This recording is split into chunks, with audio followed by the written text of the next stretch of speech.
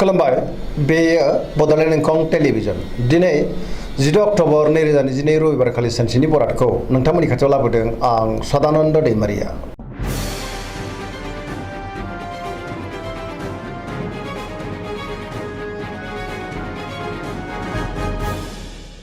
सिगां फरायनो लादों मेष राशि गिबि हांखो अ ल दिनैनि साना जोबोद मोजां जेनिबो आंखाल जानाय नङा सोरजोंबा बाख्नाय जानोबो हागौ बहाबा दावबायनो एबा हान्थिनो खाबु मोननोबो हागौ मावनो लानाय खामानिखौ थि समावनो आरो गोरलैयैनो मावफुंनोबो हागोन देहाया मोजाङैनो थागोन बहानिफ्रायबा मोजां खौरां फैनोबो हागौ रांखावरियाव मोजां बेफार फालांगियावबो मोजां होनजायो आयाबो बांगोन गुबुननि थाखाय गोबां मोजां खामानि मावनानै होनोबो हागोन सोरबा लोगोनि फ्राय मोजां खौरां फैनो हागौ न'खराव अनलायनाय फैगोन बिदा फंबायजों मोजां सोमोन्दो थागोन गुबुननि गोसोखौ गोरलैयैनो बोनोबो हागोन गोसोनि बोलोआबो बांगोन समाजाव बयजोंबो मान होजागोन सेंग्रा सिख्लाफ्रा जोबोर रमान्टिक जागोन आरो गावबा गावनि गोसोनि साननायखौ फोरमायलायनोबो हागोन फरायसाफ्रा दिनै फरायनायाव गोसो दुंखांगोन आरो मोजां फिथाइ मोनगोन पजिटिभ एनार्जिनि गोहोम गोग्लैगोन सरासनस्रायै दिनै साना जोबोर मोजां आरो मोजाङैनो बारग'लांगोन। वृष राशि गिबि हांखो इ उ ब दिनैनि साना मोजां आरो गाज्रिनि गेजेरजों बाबेनलांनो हागौ गोसोखौ दिनै जोबोर उसुखुथु मोनगोन गोसोनि बोलोआ लोरबां जागोन मावनो लानाय खामानिखौ थि समावनो मावफुंनो गोब्राब जागोन माबा नङा माबा मोनसे हेंथा फैनोबो हागौ समाजाव मान मोनगोन रांखावरियाव मोजां अब्लाबो नाथाय खरसायाबो बांनो हागौ बेफार फालांगियाव मोजां आयआ बांगोन न'खराव बिसि फिसायनि गेजेराव एना एनि फैनोबो हागौ गुबुनजों गोरोबनो गोब्राब जागोन सोरजोंबा रायखोमा जानोबो हागौ देहाया मोजाङै थागोन अब्लाबो नाथाय जानाय लोंनायाव सांग्रां जानांगोन गुबुननि हेफाजाबखौ मोननो गोब्राब जागोन गोसोनि साननायफ्रा देबोर नांगोन नेगेटिभ एनार्जिनि गोहोमबो गोग्लैनो हागौ सांग्रां जानाया गाहाम।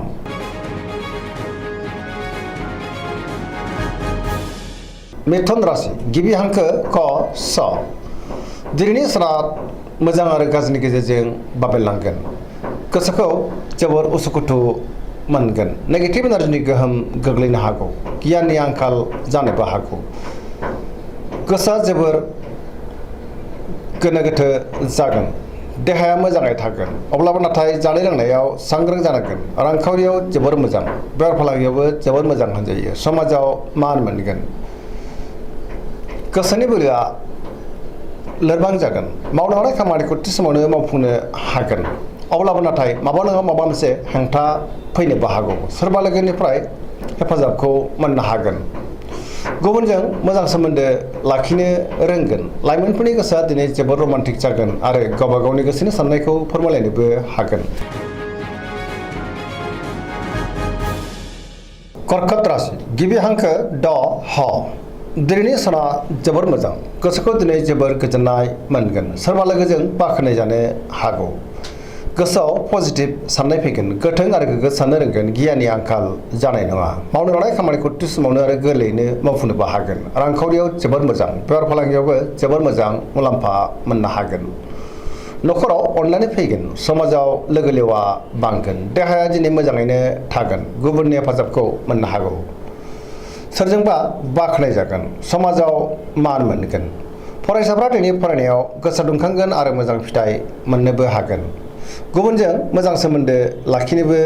रोंगोन।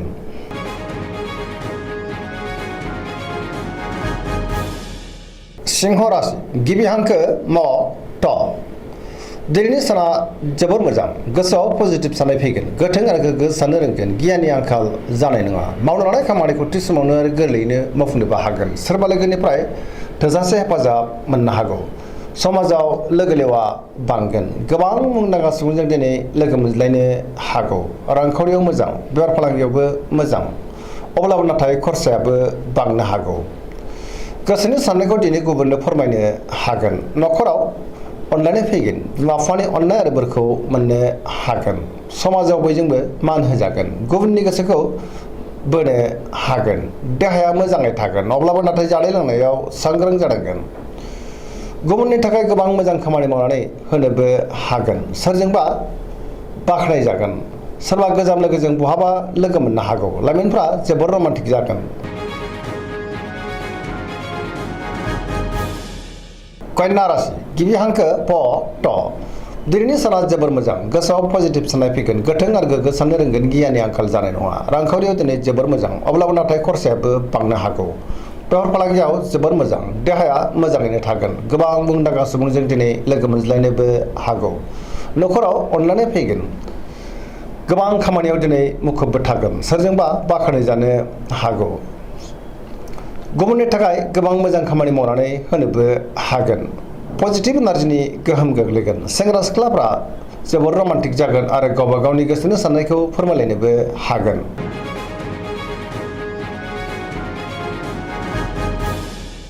तुला राशि गिबि हांखो र ट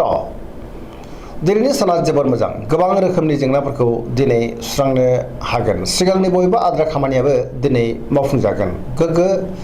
आरो गोथों साननो रोंगोन गियाननि आंखाल जानाय नङा गोसोनि बोलोआ बांगोन गावनि गोसोनि साननायखौ दिनै गुबुननो फोरमायनोबो हागोन मावनो हानाय खामानिखौ थि समावनो आरो गोरलैयैनो मावफुंलांनो हागोन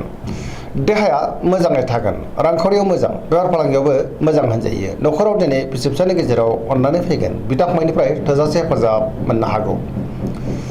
गुबुनजों मोजां सोमोन्दो लाखिनो रोंगोन लाइमोनफोरनि गोसोआ जोबोर खुसि जागोन गोदान थांखि लानो रोंगोन आरो गोदान खामानियाव आखाइ होजेननोबो हागोन बहानिफ्रायबा मोजां खौरां फैनोबो हागौ पजिटिभ एनार्जिनि गोहोम गोग्लैगोन सरासनस्रायै दिनै साना जोबोर मोजां आरो मोजाङैनो बारग'लांगोन।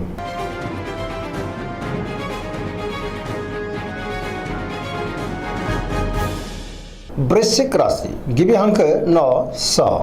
दिनैनि साना जोबोर मोजां पजिटिभ एनार्जिनि गोहोम गोग्लैनो हागौ समाजाव लोगो लेवा बांगोन सोरबा गोजाम लोगोजों बहाबा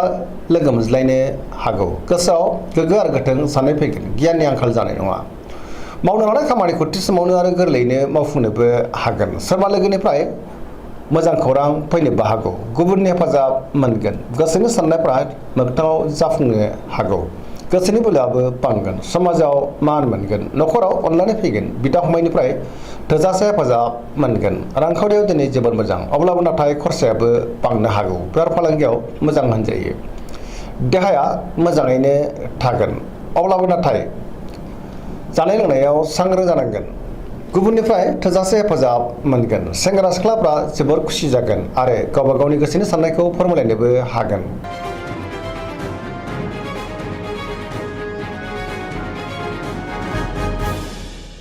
धनु राशि गिबि हांखो ढ फ भ दिनैनि साना जोबोर मोजां गोसोआव बोलो बांगोन मावनो हानाय खामानिखौ थि समावनो आरो गोरलैयैनो मावफुंनो हागोन माबा नङा माबा मोनसे मोजां खौरां फैनोबो हागौ गोसोनि साननायफोरा दिनै जाफुंगोन रांखावरियाव जोबोर मोजां आयआ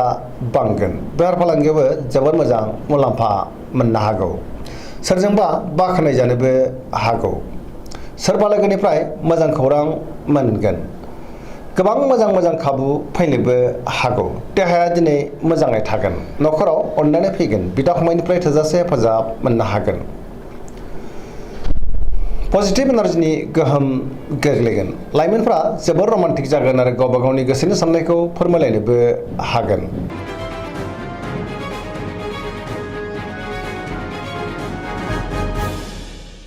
मकर राशि गिबि हांखो ख ज दिनैनि साना जोबोर मोजां गोसोनि साननाया जाफुंगोन मावनो हानाय खामानिखौ थि समावनो आरो गोरलैयैनो मावफुंनोबो हागोन रांखावरियाव दिनै जोबोर मोजां बेफार फालांगियाव जोबोर मोजां अब्लाबो नाथाय खरसायाबो बांनो हागौ मोननो गोनांखौ दिनै मोननो हागोन गोबां मुंदांखा सुबुंजों दिनै लोगो मोनज्लायनोबो हागौ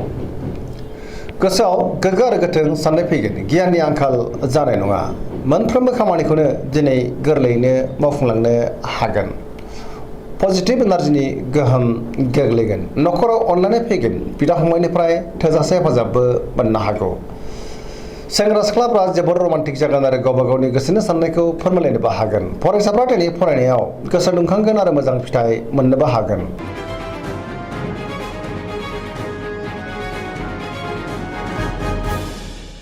कुम्भ राशि गिबि हांखो ग स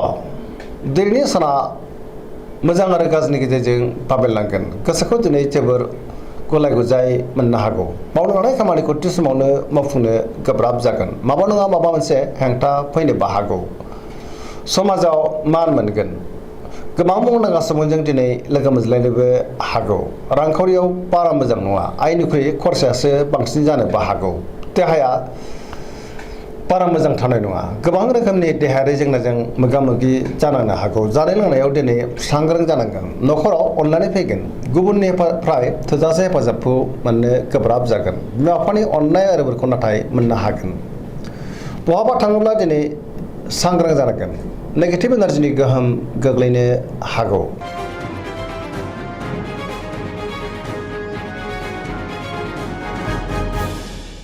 मीन राशि गिबि हांखो ड स दिनैनि साना जोबोर मोजां गुबुननि थाखाय गोबां मोजां खामानि मावनानै होनोबो हागोन गोसोआव पजिटिभ साननाय फैगोन गोथों आरो गोग्गो साननो रोंगोन गियाननि आंखाल जानाय नङा गोसोनि बोलोआ बांगोन गावनि गोसोनि साननायखौ दिनै गुबुननो फोरमायनोबो हागोन देहाया मोजाङै थागोन अब्लाबो नाथाय जानाय लोंनायाव सांग्रां जानांगोन रांखावरियाव मोजां बेफार फालांगियावबो मोजां होनजायो न'खराव दिनै बयजोंबो गोरोबनो रोंगोन सोरजोंबा बाख्नाय जानोबो हागौ लाइमोनफोरनि गोसोआ दिनै जोबोर रमान्टिक जागोन आरो गावबा गावनि गोसोनि साननायखौ फोरमायलायनोबो हागोन सोरबा लोगोनिफ्राय थोजासे हेफाजाबबो मोनगोन फरायसाफ्रा फरायनायाव दिनै गोसो दुंखांगोन आरो मोजां फिथाइ मोननोबो हागोन सरासनस्रायै दिनै साना जोबोर मोजां आरो मोजाङैनो बारग'लांगोन दिनैनि राशि फरायनाया एसेनोसै जोबनायाव बेखौनो खावलायो जाहाथे नोंथांमोना सानफ्रामबो जोंनि बे बड'लेण्ड इंखं टेलिभिजनखौ नायबाय थायो आरो साबस्क्राइब खालामो लोगोसे लाइक खालामो आरो शेयार खालामो एसेनोसै गोजोन्थों